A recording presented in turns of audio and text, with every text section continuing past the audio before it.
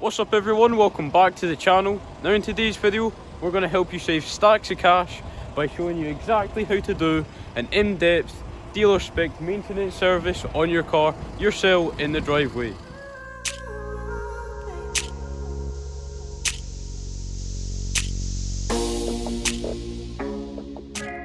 So guys, first things first, you need a vehicle check sheet. We've got our own made up, but these are readily available online. You can print some off. You can even go to eBay and buy a book of them if you're doing this quite regularly. But this all forms part of your proof of service. So if you've not got a service stamp because you're doing it yourself and you don't do this with multiple cars every day, you probably won't have a stamp. So you want to keep the receipts for the parts, keep your vehicle health check sheet, and that is proof of service for you. So first things first, we've started the car up, we've checked all the lights, we've checked all the wiper blades, we've checked that the screen wash is working, we've actually lifted the wiper blades up and checked the blades to make sure there's none torn. Have I said we've checked the lights? We've been through the lights. It's actually got a side light out. No feeling good today? I was trying to get that all out in one breath. Why? There's so much to say. Usually Dad's the loud one, but he's been quite quiet today. Yeah, so there's the side lights out, so we need to get a new one. This one's got a side light out, and it's got a number plate light out. And on the visual inspection at the beginning, I've noticed, well, Ahmed also told me that it's got a torn intake pipe. That's the one with the duct tape around it, right? Somebody's put duct tape around it before, I've seen that. yeah. So, yeah, we've done all of that. I've checked all the seat belts, we've checked all the glass, we've checked the door hinges, we've checked everything like that. So now we're getting to the stage where we want to be jacking it up and starting to check wheels and tyres and all that type of thing. This front driver's side one's looking a bit low in there, so... Yeah, well I've got the pump in the car, that's your job. That's my job. Yeah. Awesome. I love that job. But look guys, SCN Autos, if any of you guys can guess that correctly in the comments, well, what can we give them? What can we give them? A Humboldt sticker. A Humboldt sticker. So you guys guess what SCN Autos means and we'll give you a sticker. A Humboldt sticker, we'll send it to you in the post. Alright, well let's get this jacked up and for the first 10 people that guess it correctly. Alright, you all get a sticker. Because we can't send it out to everybody. No, but alright, so let's get this jacked up. Dad can go do the cool stuff and I'll blow the tyres up. We'll do that in a bit.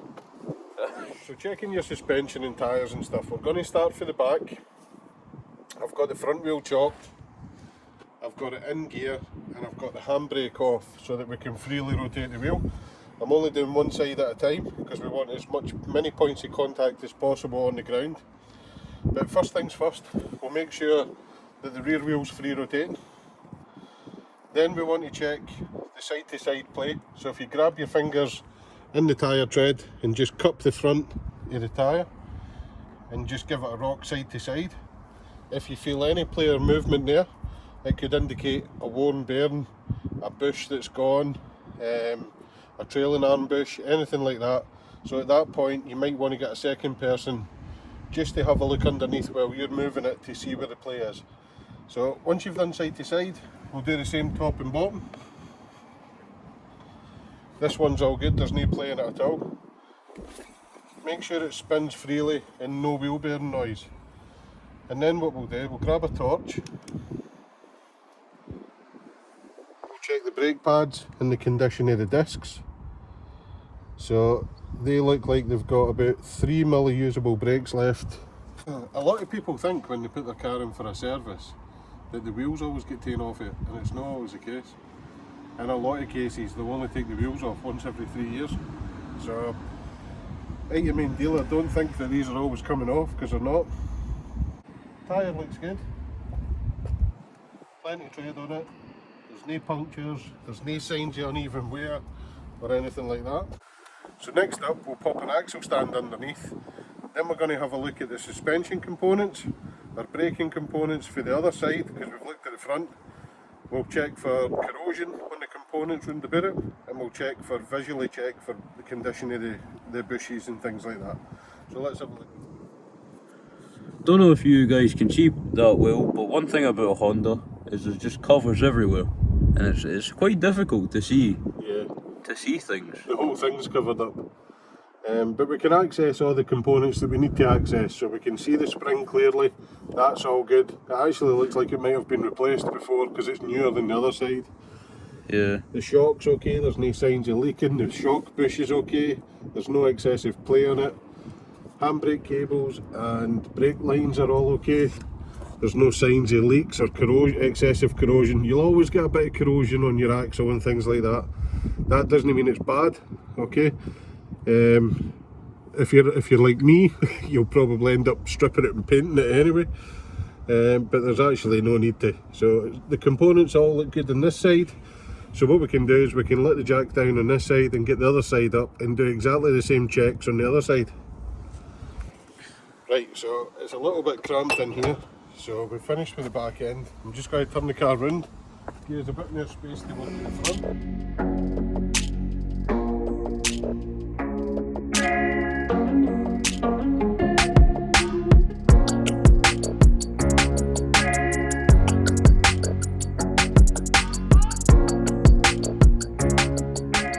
Right guys, we're going to do exactly the same thing we've done in the back. We're going to jack up the fronts. We're going to put the axle stands on them, but rather than doing it one side at a time here, we're going to do them both, because when it's up in the air, we've got it on the axle stand, that's when we're going to change our oil and stuff as well. Guys, on the front, it's the exact same as the rears. We'll grab the wheel and check side to side. This will check all your steering rack joints, ball joints, tie rods, all that type of thing. Now, some cars you will get a little bit of play on the power steering. If you've got a little bit of play in the front, start the car up, check it again. You might find the play's went away because it's in the rack. So same again, side to side, top and bottom. This one's okay. We'll grab our torch and we'll check the springs, make sure none of the springs are broken.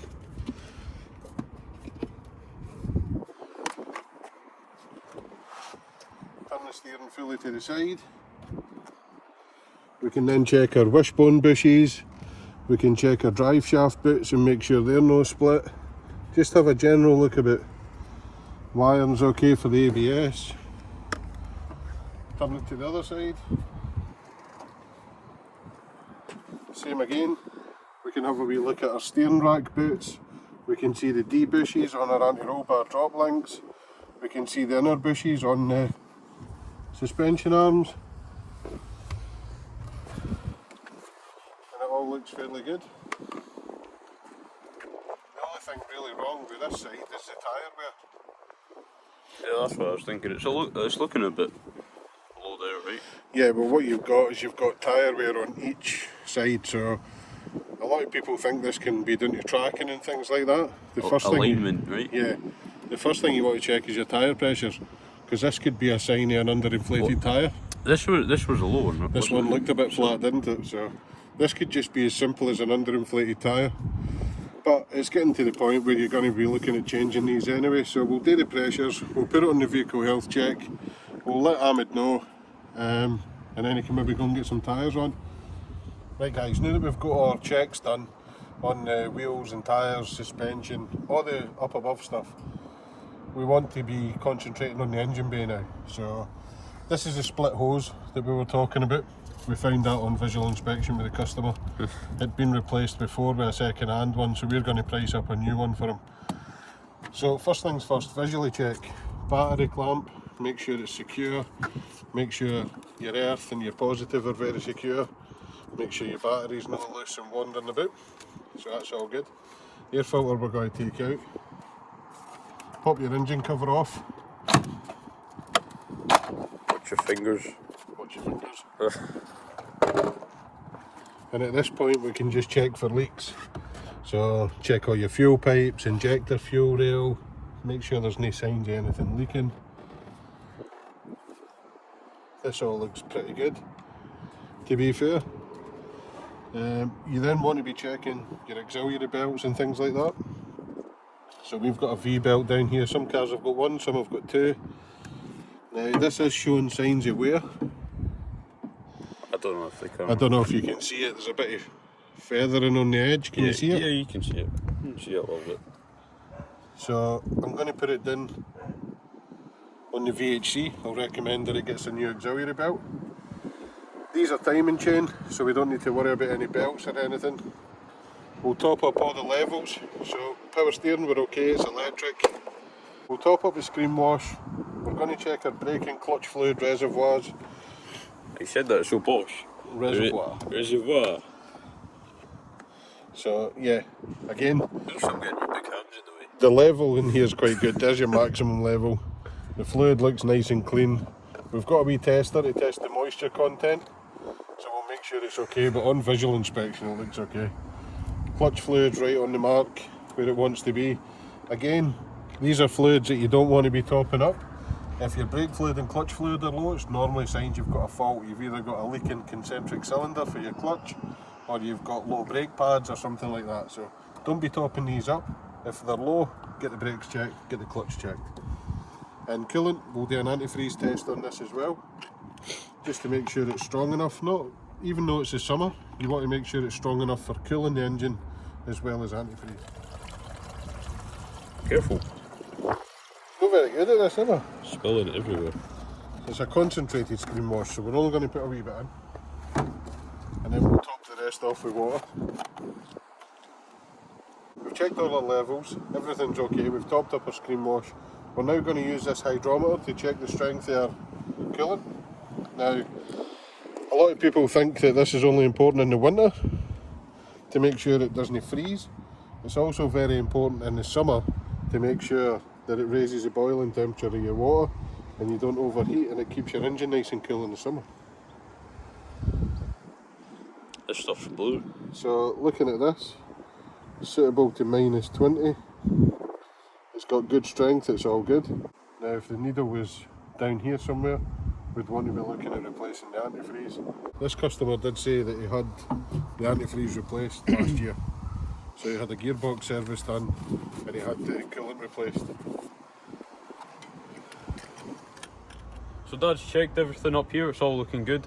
Now we can get underneath, take off the under trays and start draining some oil. Might have to use the I'm going to take anything off pliers, because the... Oh, they're just universal pliers, that's what they are. Do they fit though? These aren't more than just universal pliers, these are my I'm going to bust anything off pliers.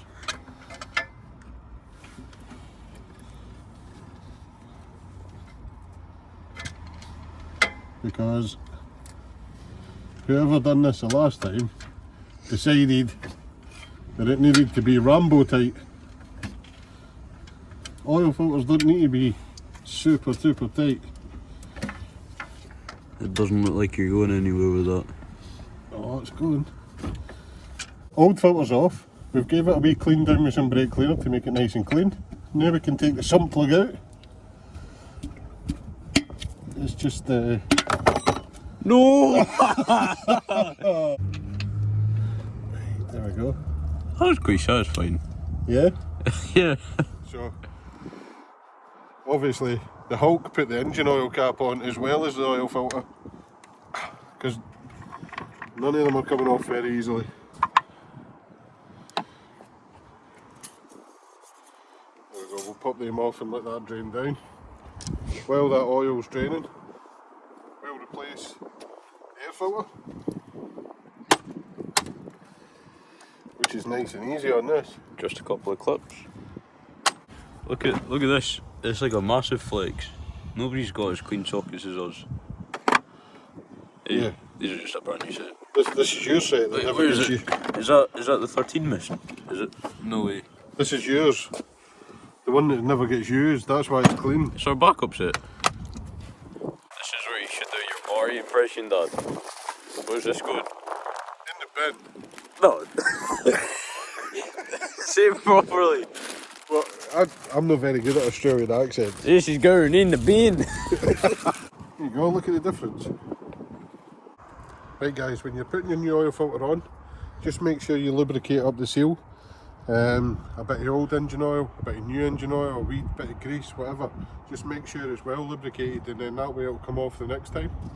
So on these modern diesels, it's super important to use the right oil, because they've all got DPF filters and stuff like that. So you have to make sure you use the correct oil, if you don't know what it is, consult your owner's manual.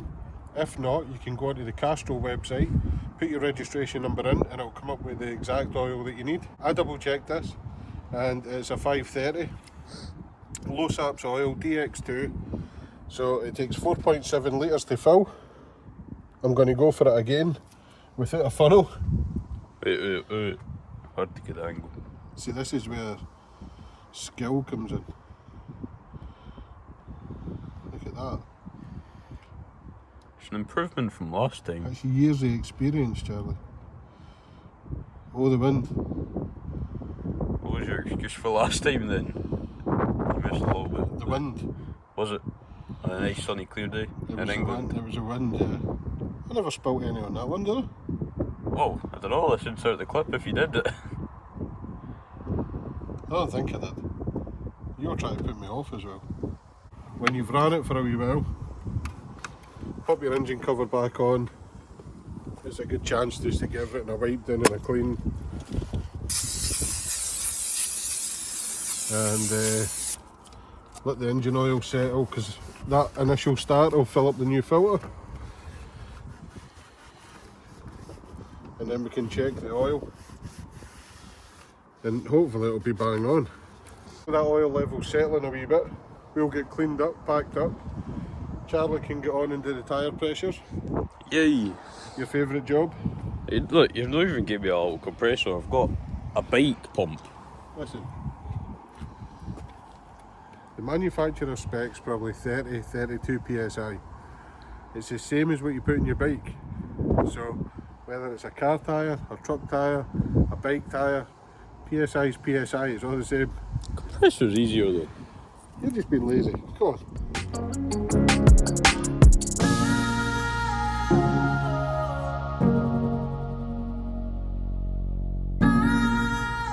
Right guys, before we go on the road test, now that we've got all the major stuff done, another thing that your dealer will do that you normally can't do on your driveway is a full diagnostic health check. Now, we're lucky enough to have a Topdon, so we're able to do that, which means we can actually do our own servicing to dealer spec. So yeah, we'll plug this in, we'll run a full vehicle health check, we'll also use it to reset the service light, and that's your service complete other than the road test. So let's plug it in. These Topdons are brilliant bits of kit. If you want to get your hands on one, I'll put a link in the description for it. It's June, isn't it? It is June. Yeah, I think these are still on special offer for the last video that we done. So I'll double check, I'll put the link in the description, and I'm pretty sure it's reduced to something like £270 instead of 400 and something. Yeah, crazy discount. It's a massive saving, so it's well worth it. Because this will do the same stuff your dealer's computer will. This goes into everything, your HVAC system, gearbox, solenoid, everything, the whole lot. Body control modules, everything. I should have priced up what the main dealer charge for a service on this. But I would imagine annual service to the depth that we've went, it must be getting on for nearly £300 now, I would think. We get all our parts for AUTOPARTS, so if you're in the South Lanarkshire area, go check the guys out at AUTOPARTS. They'll help you out with everything. If they've not got it in stock, they'll get it, and it's always reasonably priced. The Topdon, you can service your own stuff at home. It's no dealer level unless you use a diagnostic tool and run the full health check. So if you've got a Topdon, it makes it a lot easier. I've just had a row with Charlie for looking at him instead of the camera. You always shout at me for it, so so if you silently signalled. Yeah, if you want to get yourself a Topdon, I'll leave a link in the description, and I'm pretty sure they're still discounted into about £270. So I'll leave that link in there as well. And AUTOPARTS are also down there. AUTOPARTS are in the description as well, telephone number and everything's in there. Go in and ask for Big Ian, he'll look after you. Little Ian will look after you as well, they're all good in there. Chris will look after you, they're all very good. So go in and see the guys in there. And that's pretty much it for this video. So Dad finished up doing the road test, he's all happy with it. We've done a full service like he said. So now Dad's just finishing up doing all the businessy stuff, signing the papers and all that. And we'll catch you guys next time. See you later.